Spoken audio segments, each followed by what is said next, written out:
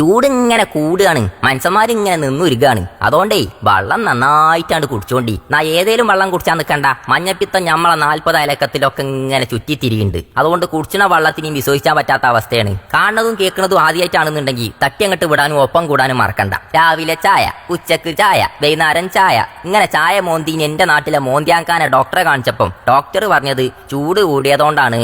അതായത് ഉത്തമ പുറത്തന്നെ ആവശ്യത്തിലേറെ ചൂടുണ്ട്, പിന്നെ എന്തിനാ ഈ ചൂട് ചായ അകത്തുക്കും കൂടി ഇങ്ങനെ മോന്തുന്നത്? അതന്നെ ഒരു പ്രശ്നമാണ് കേട്ടോ. ഫ്രിഡ്ജിൽ തണുപ്പിച്ച വെള്ളം കളകളാന്ന് പറഞ്ഞ് കുടിച്ചണ്ട, അത് പിന്നെ തൊണ്ടവേദനയും ജലദോഷത്തിലൊക്കെ എത്തിച്ചും. നല്ല ആദായത്തില് കക്കരി, കാരറ്റ്, ഓറഞ്ചൊക്കെ കിട്ടും. അജാതി ഫ്രൂട്ട്സുകളും നല്ലോണം പച്ചക്കറികളും തിന്നോളി.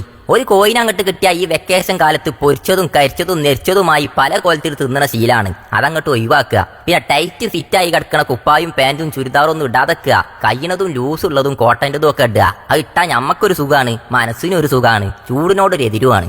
സ്കൂളൊക്കെ പൂട്ടിക്കഴിഞ്ഞാൽ പെണ്ണുങ്ങൾക്കുണ്ട് ഓലോടക്ക് നിൽക്കാൻ പോയാണ്ട് കുട്ടികളെ വെയിലത്തേക്ക് ഒരു കളിച്ചാൻ വിടല്.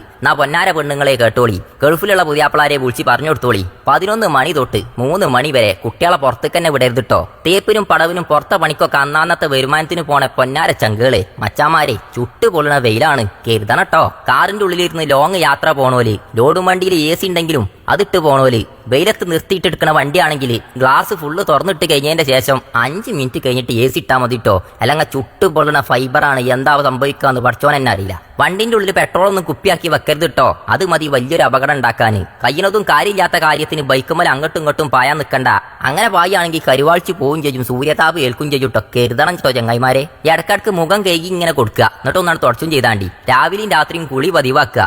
15 ലിറ്റർ വെള്ളം മൊത്തം തീരുന്ന കോലത്തിൽ കുളിച്ചണ്ടോ. അതായത് ടാങ്കിലെ വെള്ളം തീർക്കണ്ടാന്ന്, വെള്ളം കരുതണമെന്ന്. കുളമൊക്കെ വറ്റി തുടങ്ങിയാണ്, കിണറും വറ്റി തുടങ്ങിയാണ്. നമ്മൾ മനുഷ്യന്മാരെ കാര്യം മാത്രം നോക്കിയാൽ പോരാ, കാക്കക്കും കുയിലിനും കിളികൾക്കൊക്കെ കുടിച്ചാൻ വെള്ളം വെച്ചുകൊടുക്കുക. പോത്തോ പശുവോ ഒക്കെ പറമ്പിലുണ്ടെങ്കിൽ തണലത്ത് മാത്രം കെട്ടിയിടുക. പുല്ല് അവിടെ ഉള്ളത് തിന്നാ മതി. അല്ലെങ്കിൽ നിങ്ങൾ കെട്ടിയിട്ട് പോയി കഴിച്ചാൻ വരുമ്പോത്തിന് അത് വീണെടുക്കണത് കാണേണ്ടി വരും. അജാതി ചൂടാണ്.